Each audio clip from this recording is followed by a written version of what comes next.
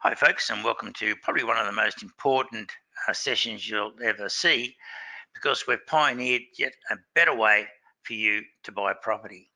Now, no longer just selecting from 15 in the agent's window or from a market there's one estate that he's got there, or getting confused on the World Wide Web with 1,000 lots of salesmen coming at you with blurb. There are 10 million plus dwellings across Australia, and that's what we're going to search now to find the right fit for you. So you'd like a designer wardrobe, you'd like a designer property, have we got something right for you? I'm going to share this with Bridget, who's going to show you how easy it is for us to help you. Thank you, Kevin, and welcome to this webinar. Some of the many steps to avoid buying the wrong property. I mean, that sounds really intriguing. What do you mean by that?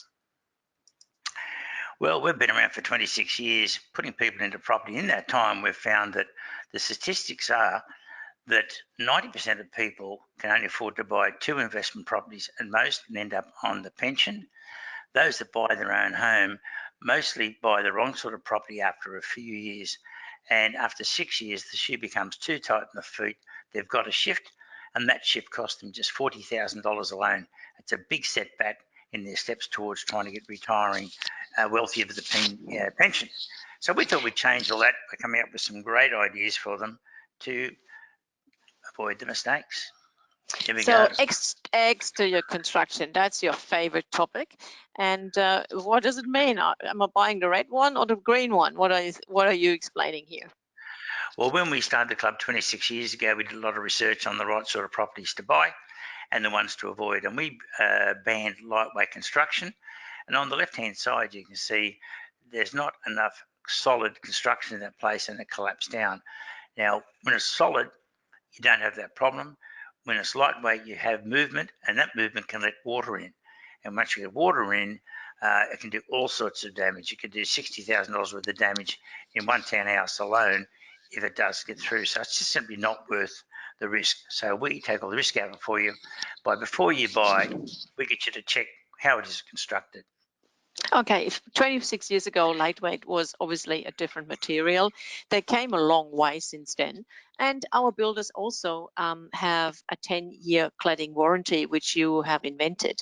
So a lot of our builders are having cladding just mainly as features.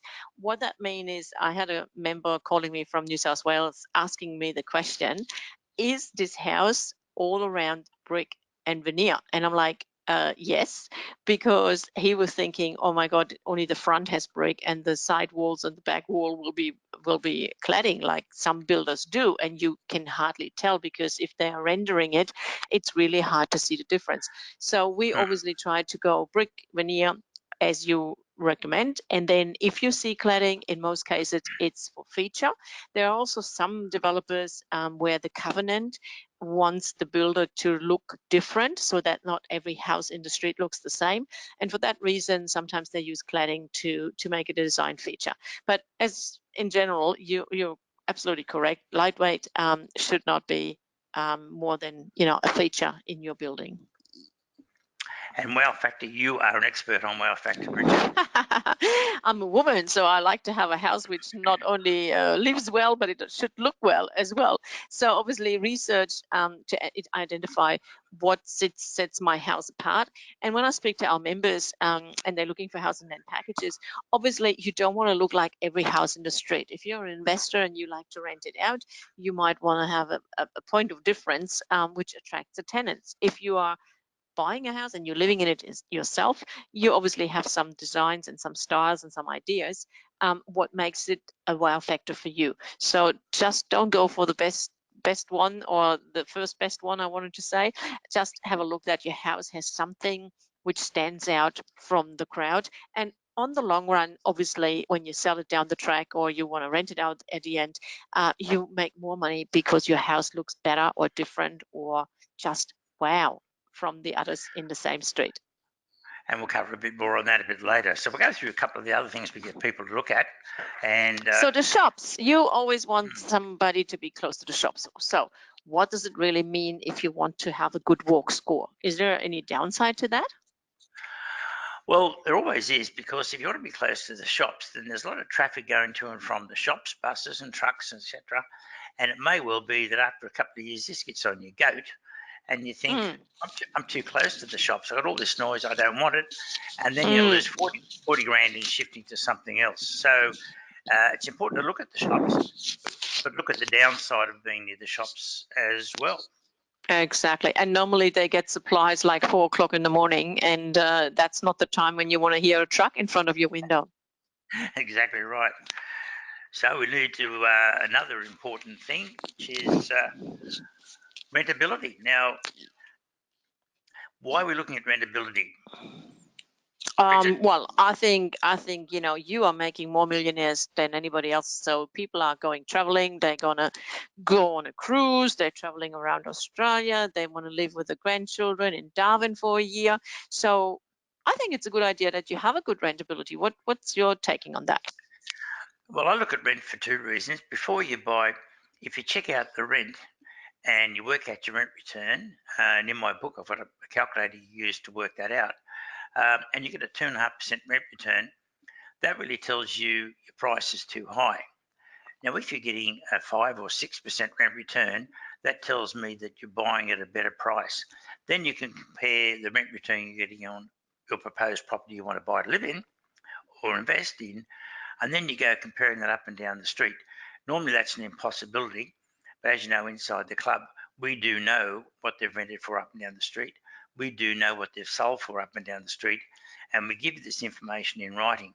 And I've been before two state authorities and one federal authority now on cleaning up real estate, and we said this is what agents must do: put it in writing what they've rented for, what they've sold for. And guess what? They've said it's too expensive, they can't do it. But in the club, we do it for you. And as you said, another benefit is, of course, that if you go away on holidays or you go overseas for 2 or 3 years, isn't it great that you can rent your place out and it's in an area of demand, and you can get that income coming in from it? Also, there's the third one there. When you think about it, you're going to sell it in some time in the future. If you don't take my advice of never sell, and you want to sell it to the widest market to get the most buyers coming into the auction or whatever it may be, and therefore you want to appeal to investors as well. So if you're not getting good rent return, then you won't get good numbers of investors coming in to buy from you. So somewhere in the future, someone will be looking at rent return, and someone will be paying a lot of money because you made that decision right now to make sure you were in a good area that was in desire for tenants. Absolutely. And that's really interesting.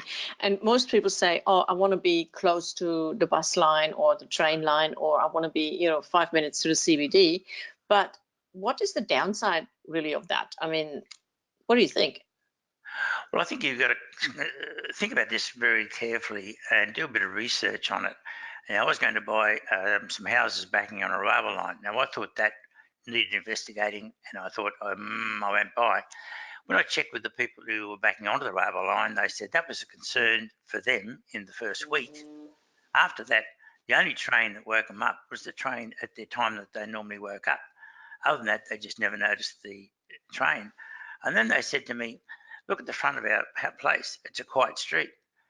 That's much better than being on a busy street with the roundabout there and traffic lights and all that sort of stuff. So then I realised that being near a railway line is actually a benefit. And so I did, in fact, buy. So if you're doing your research and you want to know now that it's going to be a bugbear for you in a few years' time, not, oh, God, I can't stand that noise. I've got to move out. I'm going to sell. I'm going to lose money and put myself on the wrong side of the ledger for a wealthy retirement.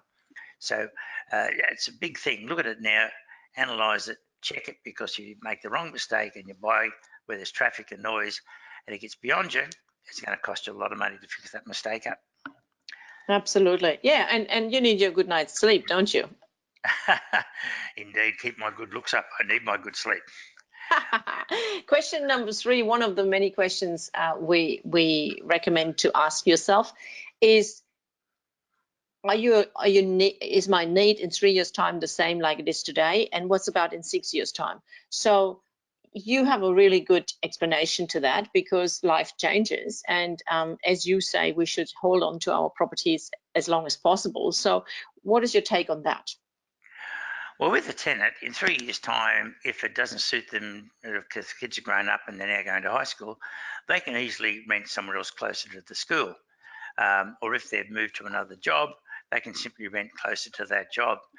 But when you own a home and you're living in it, you should think about it now, because that move is an expensive move in 3 years' time. So it may well be the suburb you choose isn't really well researched and it won't suit you in 3 years' time. And the figures are statistically that people move within 6 years. So that shoe gets really uncomfortable and they really want to shift. So now's the time to go through these questions to see that it really is going to suit you in 3 years or 6 years' time. Yeah, and do you still need the same amount of bedrooms? I know Yeah. for a fact that a lot of people don't think about it buying a townhouse.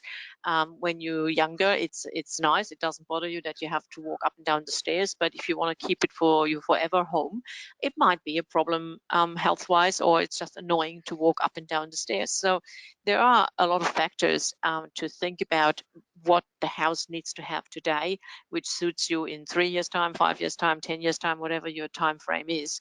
And people normally don't think about it. They fall in love with the house and maybe with the location, but they don't think about all the other things. And that's one of our questions. Number 16 is list 5 features of your desired suburb. Order them in the most important to the least important. So what do you think by that? So I want to live in the suburb which is trendy for bars and restaurants, and I want to be in the best street with the worst house, maybe. I don't know. Let's see. What's the 5 features of the desired suburb? What do you mean by that? Okay, then the next thing is that you work out what suits you, but then you give this a challenge to your partner to work out the 5 features that they want. And you might want in a trendy suburb close to the restaurants. Yeah. Your partner might want to be out in the bush where they can see the birds and the trees and all that sort of stuff. So it's no good buying the property now that becomes a tight shoe in a couple of years. It's important to work that out now. And because you're in the property club and we alone represent buyers, we don't rush people to come up with these decisions, whereas an agent wants the commission. They brush past all these sort of important questions, and that's why people end up with the wrong sort of property in the wrong location, and usually the wrong sort of funding as well. And so, Mm. worthwhile going through these many questions we've got. Yeah, and there's number 21, which sounds interesting. What has been the historical price growth in your desired suburbs? I mean, what do you mean by that? Why is it important, and how do I find out? Well, we'll give you the historical chart on your desired area, and or it may be an area that you didn't desire, but we work out that it should be where it suits you. We give you the historical chart, so the prices may be falling, or they may be rising, or they may be flat line. But it's important for you to know and understand this before you buy in a property. Now, if prices are falling, it may well make sense, if that's really your desired suburb, rent in the short term for a while, because over the next year or two, prices are going to go down further. So it's a pace and makes sense to hold back and buy a little bit later. Or if they're rising up, get in now, because even considering it for 2 or 3 months could cost you $5,000, $6,000, $10,000. It's important Yeah, information. absolutely. Yeah. And again, And this you is also, information. sorry. Sorry, this is Yeah. information that agents don't give you. They're looking after a sale, not the buyer. So, and the other question, number 22, obviously comes in with how many bedrooms do you need? What is the suburb? And now, what build age look of your proposed property is really important to you. I want to add to that obviously it is important to find the best buy for your budget. So, of course, I want to have the penthouse, but maybe I need to look at my finances first. And then, depending on the money, I can find the best property in the best suburb possible. What is your taking on that? How often should people really check their finances and get an update on that? Well, I think it's absolutely vital. And again, this is probably one of the reasons why people do and are forced to sell, because they haven't done their cash flow properly, because the agent doesn't look at the cash flow. He just wants to make a sale. So what we're doing here with all these questions there, we're building up a picture in our researcher's mind, that's you, Bridget, of what we've got to look And for to others. satisfy these people completely. Yeah. And then we put that into a cash flow to see that they can afford it. So there's lots of questions there that we go to so that you go ferreting out the right sort of property for them. Yes, and being a woman, obviously it is important for me where I buy and how the house looks and how the street looks. So what do you think? Should I buy the ugliest house in the best street? Or should I go with the best house in the ugliest street and hope for the best that it will change over time? What do you think? Well, this is covered in both of my best-selling books in property, and I think the agent that says buy the worst house in the best street has come up with a great way to con people into buying the worst house that he has difficulty selling. Because I find that when you buy the worst house and you want to repair it, it takes you twice as long as you think to do the repairs. It costs you twice as much as you think to do the repairs. And while you're doing these repairs, you can't get a tenant in it. Or if you want to live in your house, you've got to rent somewhere while all this is going on. At the end of the day, you've paid a lot of money for that house. I'd rather stick away from that sort of stuff and wait till someone else has done all the pain and make till they've done all the pain. Yeah. And I can only confirm that because I can imagine everybody has heard some ugly renovation stories, and I have members who told me their stories and their mistakes. And I always appreciate on our social events and barbecues, then people have a chat to each other and exchange those stories so that you don't have to make the same mistakes. I love that one. So renovation, you have to be really careful if you don't know what you're doing. Well, Bridget, I reckon I've made every mistake in the real estate book, and you do it. I bought and sold That's 664 times. Yeah, that's Uh, why we have you. That's why we have you. We don't have to make the same mistakes. Thank you very much, Kevin. So, can we go direct to the owners that we know are just thinking of selling? What do you mean by that? well, there's over 100. Sorry, as I said, over 10 million properties around Australia, and that's our canvas. We're going to look at those for a property for you, and we have a way inside the club of working out who was thinking of selling well before they've gone to the agent to put it on the market. And so we can go and canvass them. We work out your borrowing capacity, see what you can comfortably handle, and then we go working at these people. And so we get them before they've gone to an agent, before they're flooded with a lot of people looking at their property, before they go to auction and people are coming through looking at the property, and we get a best deal for you. So you're in the box seat. You're the only buyer. That sounds Fantastic opportunity for amazing. you. And remember, we That look sounds after you as a buyer. That sounds amazing, Kevin. So really going from the lady on the left with not knowing where to look at and what property to choose and which suburb and what are the pitfalls there, to if you're a member in the club, to looking happy, smiling for a long time in the long run because we have your back. Well, we've created more millionaires than anyone else in Australia, and it's not by accident. And one of the TV personalities said to me, who's in property on TV, met me about 20 years ago and was amazed at what we do for people. And he said, if you want to learn property, it's like learning how to bat. You would go to someone in first grade who's scoring well. You wouldn't go to someone in reserve grade who is scoring ducks, would you? So Good. Yeah. scoring centuries. We're the ones that are scoring centuries. We're the best. So come to us and we can help you. And of course, it's all totally free. And I think we have answered a lot of questions tonight, but there will be more. So if you have still some questions about how to do it, what is a pitfall, what should I do and shouldn't do, please send us your questions to inquiries@propertyclub.com.au, or you can like us on Facebook and get updates on Facebook, Instagram, follow us socially and get more information and invitation to the next workshop, barbecue, or even our property conference. Hey, Kevin, we have only about 4 weeks to go to the 26th annual conference in Brisbane. What is happening over there? I forgot about that. Yeah, it's the last weekend in February. We've got two international speakers coming to help you. One, improve your wealth. The other is to improve your ability to engage with others, which may be in your job, it may be just social. And I think it's important to have a well-rounded uh, basis in life. And I think you'll be quite excited by this speaker. And we've got Okay. another international speaker who's got a great track record in predictions. And You will lot be of there. Property mentors will be there. A lot of people to mingle and talk about not to do property mistakes or not to do renovations, whatever. So it sounds like fun. It's a whole weekend. It's a Saturday and Sunday, and we also have a property tour on Monday to show you some ideas, some suburbs, and some really hot property in Brisbane. good, the bad, and the ugly, and we'll show you the sort of properties to avoid and the sort of properties to look forward to. And we're the only ones that are in education, and part of the idea of the conference is laws are changing all the time, properties changing all the time, mortgages are changing all the time, and principal interest is hurting people because they're not getting educated, not coming along to the conference, not showing how we can help them avoid that monopoly, the bank monopoly, which is hurting people. So if you come along, you'll get updated on all that information, and it's virtually free. I think it's $200 a day or something. It would have to be the cheapest conference in the world. And we've got another special Very thing. good, Kevin. We're getting backstage passes for you, so that you Yes. can actually talk to the expert that impressed you and ask them the detailed questions you want to protect your wealth and to grow your wealth.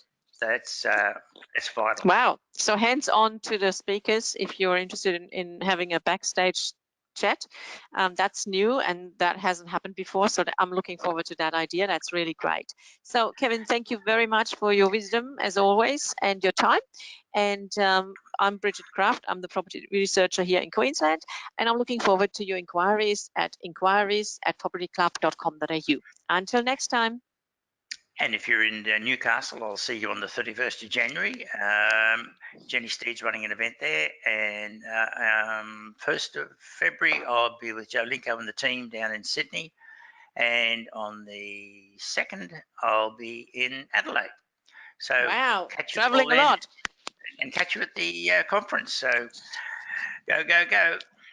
Thank you, Kevin, and bye-bye, everybody. Bye. Onwards and upwards.